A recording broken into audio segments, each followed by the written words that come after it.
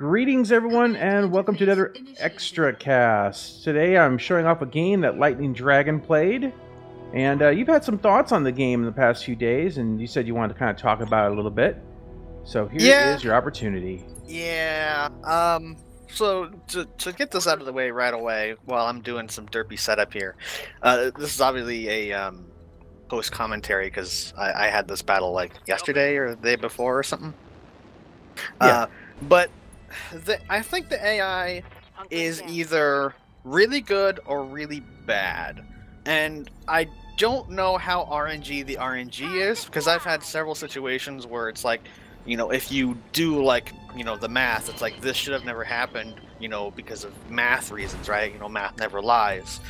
In particular, like headshots. I had a battle just today where I had like 5 headshots on my own mechs in a single one. And that's not like falling over and, oh, you know, pilot injury. I'm talking about actual headshots.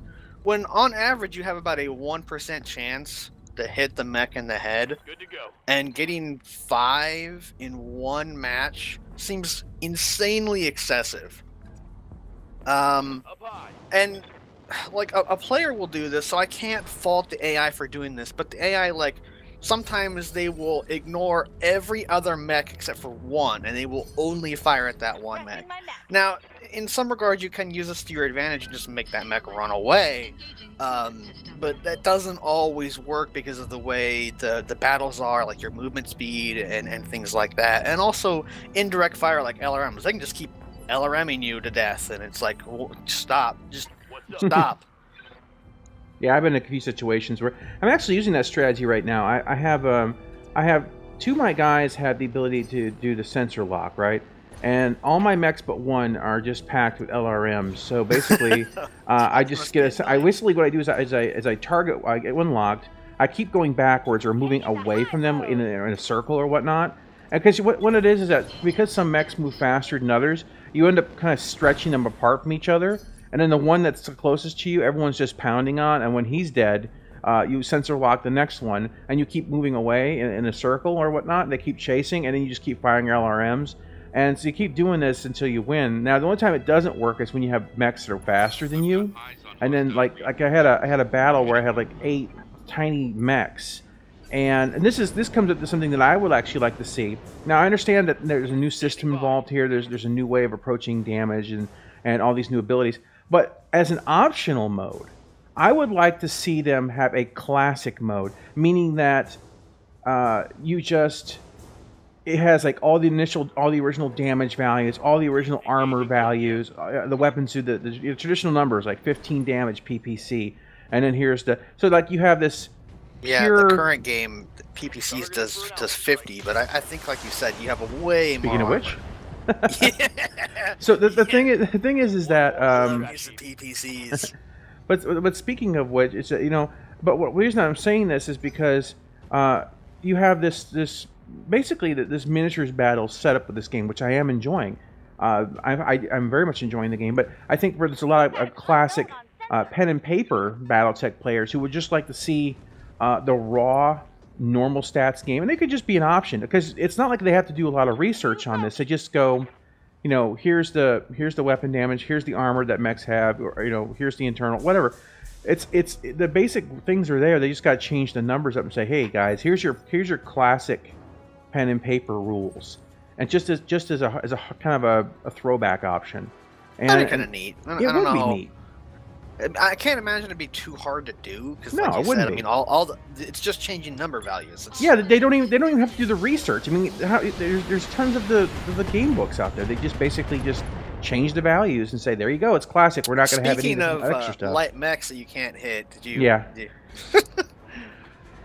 Yeah, they and most of these tanks or ground vehicles are pretty weak. But then you get that one off one that's got like the PPC gun on top of it. And that thing is just like.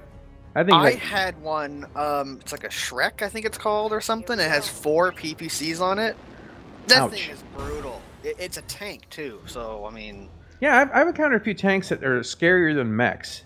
Yeah, there was... I don't know if I talked about this before, but there was one mission where they have these LRM carriers, and they have, like, 10 SRM-6s on them. Yeah. And when those things come around the corner, they can almost completely knock over your mech just from the stability damage. And there's almost nothing you can do about it. And if they just sit there and spam you, you die. And missiles seem to be the major culprit for the random headshots. It's like they have an AoE splash damage or something, which makes sense in the real world, but I don't think it's stupid freaking light mechs and the PPCs. Yeah, that's the thing. No, I feel that, like, having played the board game, that the evasion of the light mechs is actually higher in this game than it is in the board game. And that might be a balance thing, but as I said, when I encountered I had a battle that said, "Oh, go in and wipe out a wave of mechs," and when I went in, it was funny because I had the main group of 4 enemies, and then it instantly spawned the 4 reinforcements. Oh yeah, I've had that before too. So I had 8 light mechs, and they were just running around me in circles, and there was nothing I could do to hit them. I mean, I was trying to melee them. I was like, oh, 70% chance to melee, miss. You know, I was desperate to stop them. They were literally just running around me in circles, firing. And there was nothing. I mean, everything I was shooting was like, okay, I'm going to fire, 6, 7 guns, like miss. Oh, hit for 1. I'm like, what the heck? Yeah, I had a mission. It was 6 light mechs and 2 medium mechs. 2 of the light mechs were the Panthers, so they had the PPCs, and they were just like staying out of visual range and just PPCing my guys. And there were some LRMs, and it was. I mean, I won, but my mechs were shot all to hell. And here we go. Completely ignores the dude in the bushes and fires in the building. This is a base defense. I don't think anyone likes these missions, because here comes again. Oh, I'm just gonna come up here and just blah blah blah blah blah. So to no fault of my own, this building is taking a whole bunch of damage. Mm-hmm. Well, I had a mission this morning, which was defend some scientists trying to get to a jump ship. Oh no! And I love escort missions as much as anybody. Escort missions are so bad. Now I lost one of them. It was supposed to, you get a bonus if you save them all. But here's the thing: like when they spawned in, they were like way ahead of the map, and then they charged full speed like towards the dropship, and I think I've done that mission. They were completely idiots, and it was just like, dude, we're the mechs. You wait back here. We'll go forward and clear it out. And so I think when they do like those escort missions, they need to give us a little bit of control, because all they did, these vehicles, they hit the road and they just charge straight ahead. Now, a lot of times when you're playing, like, if you're going to do an escort mission or something like that, when it comes to like a turn-based strategy game, for the most part, it'd be nice that the player could take control of these vehicles just to coordinate, because I would have left them all like where they spawned and said, stay here, I'm going over there, you wait. And I beat the mission. It wasn't that hard, which is weird because it was the higher paying mission of the two. I think it depends on the type of mission, how much your reward are. Yeah, maybe. Because the assassinate missions, I think, often have a really high payout, but that's because you have some of them will have a reinforcement wave on top of the escort. And the guy you're sending there to assassinate is usually in like a heavy or a medium. So hard to hit these Jenners when they're moving. Jenners and locusts. Look at that. And this one's entrenched, so I'm doing half damage, and when I do hit it, yeah. There is a skill though, precision shot. If you go high up enough in one of the skill, oh, no fault of my own. Here comes an attack on the building. Oh. If you have that, if you fire one weapon only, like a PPC or an AC-20, right? It ignores defense. Yeah, I'm counting the amount of vehicles here. I'm actually working on that with my main character. See, what I did with my main character, I have the what's the name of his mech, the default one that you get. Which one? Your main character, he has a mech he starts with. The blackjack. Okay, the blackjack. So what I did with the blackjack is I stripped it out and I put 2 large lasers on it. Right, that's the only weapons it has is 2 large lasers. And the reason is that I have him do the sensor locking, and everyone else I have is filled with LRMs. So basically, I have him sit there and so he's going to go up the ability tree for aiming on that. After I got the sensor lock, I decided, well, I'm going to go up the aiming tree because I want him to be able to hit at maximum range, and because since I always keep him back because I'm doing the sensor lock thing, if the opportunity arises. But I didn't really feel the need for him to be packed full of weapons, and besides that mech isn't that good to begin with. No, the Blackjack is pretty bad, and actually I'd say the Shadowhawk. I'm pretty sure we said this last time, but I'd argue that the Shadowhawk isn't that great either. I mean, it's like a 55-ton mech, but like as soon as you put any weapons on it, it becomes, you know, you remove all your armor. And hey, look, one of those Panthers I was talking about, just PPC and things. That's a lot of mechs you got on coming at you this battle. Oh yeah, there's like 6 light mechs. There was like 4 vehicles, and then the LRMs. Now you've had more opportunity to play than I have, so I'm sure you're quite a bit ahead of me. But I've been doing a lot of milk running because I just enjoy doing a quick battle. And I have finally just unlocked my first heavy mech. But I had to buy the 3rd piece because it's like, oh, you know, there's a whole bunch of, you know, wrecked dragon pieces here, and like, buy it. I don't care what the price is. But I played a skirmish match with a friend of mine, and they put the dragon in there, and I won, but it was kind of the thing, like, I don't think that heavy mech is as good as like the heavy title would say so. Yeah. And so when I was looking at the stats, it has like an LRM-10, an AC-10, and 2 medium lasers. And it's like, for a heavy mech, that's not that good. So I think it's better as a fire support role, but it does make up for it in the fact that it's probably about as fast as a medium. So it's not like left behind in the dust. And so I finally have that. I have like 4 different parts of heavy mechs. And it's kind of like, yes, PPCs. Take that. Ah. So I finally have a heavy mech, but it's like, oh, well, you got the crappiest one. It's like, you know, when it comes to mech design, there's a couple schools of thought, you know, that I've always seen. Either you have the ultra specialized mechs, which are basically, they do one thing, like, okay, what do? I carry all PPCs, or I carry all, like, I'm going to run up to you with like 20 machine guns blazing. But of course, this system doesn't it's a little bit more restrictive in a sense that I think in a good way, though, but in a good way, yeah, because you can make some really derpy things in MechWarrior 3. Oh yeah, I remember I used to run up with oh, what was that? I think it was a medium or whatever, and it was nothing but machine guns, and you just run up, and his machine guns did really good damage, but you had to be close. You just run up, and it was just a bunch of flashes on your screen, and whatever mech was in front of you just annihilate. It was just gone, and it was just like you just go, and it was really unbalanced. But that's the kind of setups you could do, even with the pen and paper to a degree. Because while you had your classic mechs, the kind that you could just pull out of the rule book, you also had the you know, you could just make your own as long as they followed the rules. And that sounds like even more broken. Oh well. No, it worked okay pretty much in the pen and paper, but you know, the pacing was even slower. I mean, some people were talking about how they felt that this game was, and this is from the comments in the last video, that it had low graphics, or it had was slow or whatnot. Well, low graphics. I guess I could say there's probably graphically better games out there. But I don't care. I wanted a turn-based Battletech. You know, people obsess over visuals a bit. Yeah, I mean, look at Star Citizen. It's got great visuals, but you know, the gameplay is terrible. And you know, it's the #1 game I want to play.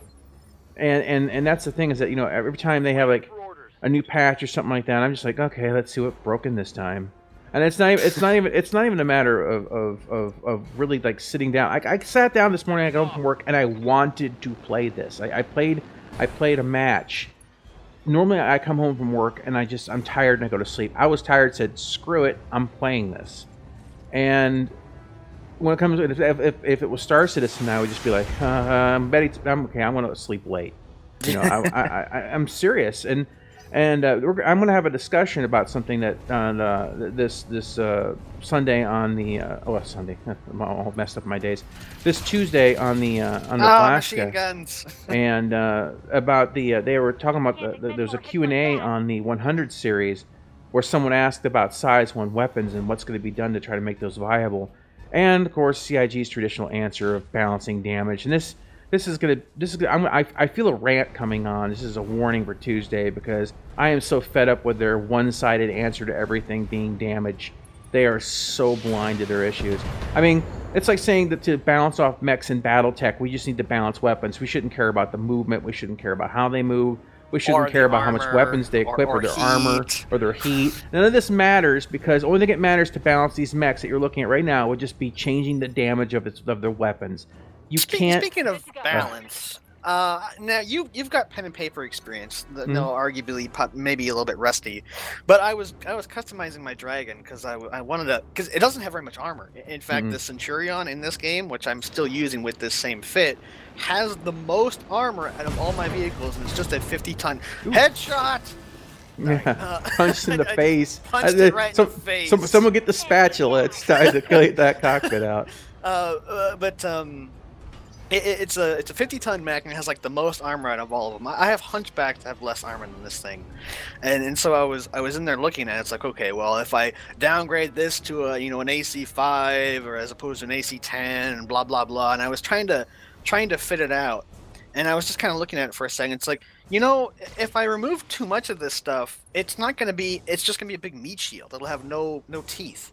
So I kind of did a couple of messing around, but the medium lasers are 1 ton. They do 25 damage, and they have like 20 heat or something. Not as bad as you think. Yeah, but the thing I'm going to argue about here for a second is to go from a medium to a large. It's 5 more tons. Also, that guy just got annihilated. So you're not even getting double damage. Yeah, you go from a medium to a large. It's 5 times heavier. It's not even double damage. It's 3 times as much heat, and it's slightly better for its range. It goes from standard to long. Why would you ever want to have large lasers when you can just have? Could you imagine having 5 medium lasers as opposed to absolutely. 1 large? And the worst part is a PPC is only 2 tons heavier than that, and it actually does do double the damage of a medium. It has extreme range, though it does have quite a bit more heat. It's like 40 heat. Yeah. But it also has extreme range. So yeah, granted, you have a minimum range with the PPC. I think the benefits outweigh the cons when you're talking about PPCs versus medium lasers. You were talking about autocannons, right? Like, this may sound weird to you, but I prefer autocannon 2s. I don't like them. They do too little damage. Their range is incredible. Yeah, see, that's the thing. The autocannons are inverse. The less damage they do, the longer of a shot they are. Like, you get an AC-20, you pretty much have to be standing in their face. Yeah, so, and then you shoot them with small lasers. Yes. So the reason that I like the ACs when it comes to, and first of all, let me put it, only if I have no other option but to put a physical weapon in that slot.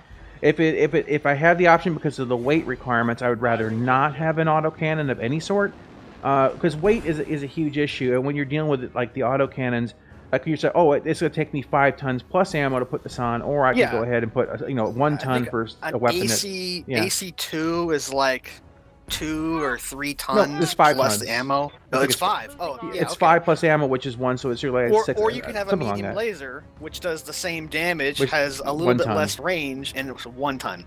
Right. And they have the same heat generation, which is weird because I thought autocannons had less heat. The thing with the autocannons, though, since I think in this game, when you look at it, the physicalized weapons, when they hit, they actually cause instability. Right. And so you're adding layers and layers of knockdown potential. Yeah. So there's a lot of pros and cons. I think they could refine it a little bit, but for what it is, it's pretty good. I'm really enjoying it. What we're talking about is really nitpicky stuff. Like wow, I'd like to see that pen and paper version. That's just like my personal preference. Also, more PPCs. Oh, goodness gravy. At one time, I had 3 PPCs in my entire lance. Every mech except for 1 had PPCs. I have looted 1 PPC to date. I have like 5. I'll sell them to you for $1 million each. I don't even have it. I could only buy like 1 and I'd be broke. I don't have as much playtime as you do on this stuff right now, which is weird because most of the time it's that scenarios you were always playing something more than me. Like back when we played War Thunder, right? I'd wake up and you're up early. Oh yeah, I woke up early, so I'm playing War Thunder. It's like you had like 2 tiers above me in planes. And it's like Armored Warfare. Armored Warfare. Like Armored Warfare, I got a tier 10 tank, and I know that you're probably like still on 6s or 7s. I have like 1 7. Yeah, and I hadn't even played that game in a while, just because you know, it's kind of a thing I like to play together with people, and so it is what it is. Okay. I actually have another video I've recorded. I don't really remember it. I mean, like this one I remember quite a bit because I kind of had to rewatch it to make sure I didn't derp things up. And also, you're gonna have to edit a small section where someone said hello to me because I need to turn that off. I'm gonna start recording again. But like this one, it's one of those things where it was good and bad because it's good. Also, take that autocannon center chest. It's good because it showed how like you're almost always outnumbered. Like it's very often you're like 2 to 1 outnumbered. It's more rare that you're not outnumbered. Yeah.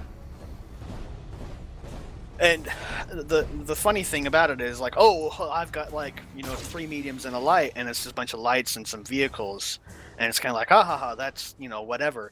But if you think about it, you're fighting more tons of weapons. Also, good job camera angle here. I'm gonna do that's a the thing attack. too. The cinematic cameras, like, hey, I don't mind the cinematics, but like when someone shoots at me and it goes into a cinematic camera, and you can't see if it hits you, if it missed, if there was damage, if there's all because it slowly pans back and the shot's already over. Yeah, so, that reminds me. I need to see if I can shut mine off or make it more limited. You can shut it off completely. There's sliders. Okay. So the thing is that it's one of those things that I don't mind cinematics, but they have to be done right. Targeting for physical attack. Oh. Yeah, that's gonna leave a mark. So how many mechs you got still here in this battle? Oh, look at that. Oh, I think there's 2. This guy's gonna really punch me. Yeah, this light mech. So as far as I understand, the melee damage scales based on your tonnage. So like the heavier you are, the more melee damage you do. That makes sense. The more you can throw behind it. Yeah, I think this is the last turn though. You just get to return the another favor. Punch. Yeah. Yeah, let's get into a punching. Oh, oh, that was funny. Yeah, I'm pretty sure this is the last turn right here. This is like I punch you in the face and then I shoot you. It's insult to injury. Yeah. I really like the Centurion here, the way I have it set up. As you can see, PPC Plus and LRM5s. I did have 2 LRM10s on it, but I swapped them out for 3 LRM5s, though overall it's less damage, but I can spread it out a little bit more, and it feels like it's a pretty good balance. And here we go. Ignore his cover. This is that breaching shot if you fire just one. Though normally you'd have like a 25% damage reduction. See that the pan is too slow on that. Like they need to like, and that's gonna need more work. The whole cinematic camera thing. My advice, generally speaking, to people playing the game or looking to play the game, just turn the cinematics off. It's interesting at first, but like when someone fires a PPC or some big autocannon at you and you don't see if it hits or not, then you're like, oh crap, what happened? Yeah, it really leaves you in the dark. So yeah, there we go. Looks like that's a good payout for a mission. Yeah, but look how much money I get from the salvage here that's coming up. Yeah. Well, I guess again, it's getting close to wrapping up the video. So basically, just wanted to give you our thoughts as we continue to play. You know, yeah, one mech. So three mechs, exactly. 2 tanks. Goodness. And of course, my character didn't get any kills. You know, still enjoying the game a lot. I mean, the things we're talking about are nitpicky, but basically every game's got nitpicks. So don't take it the wrong way. There isn't a single game out there that's quote unquote perfect. No, there's no such thing as a 10. But it's in my opinion. Yeah, there's always a 9 striving to be a 10. Bastard. Don't worry. Okay, you should select the jump jet because clearly you need one. I don't need the jump jets. I don't need all this ammo. Just look at all these machine guns. I have like 100 medium lasers from loot. Yeah. Crazy. There you go. And I get like 2 million. Yeah, 2.1 million from salvage. I got like 8 million in one mission today for salvage value. Jeez. It's ridiculous. So. All right, guys. Well, I think that's everything on this battle. So we will talk to you next time. Give you more thoughts. This is I'm really enjoying it though. And I've got another one if we need it. Hey, we'll see what happens. Later, everyone.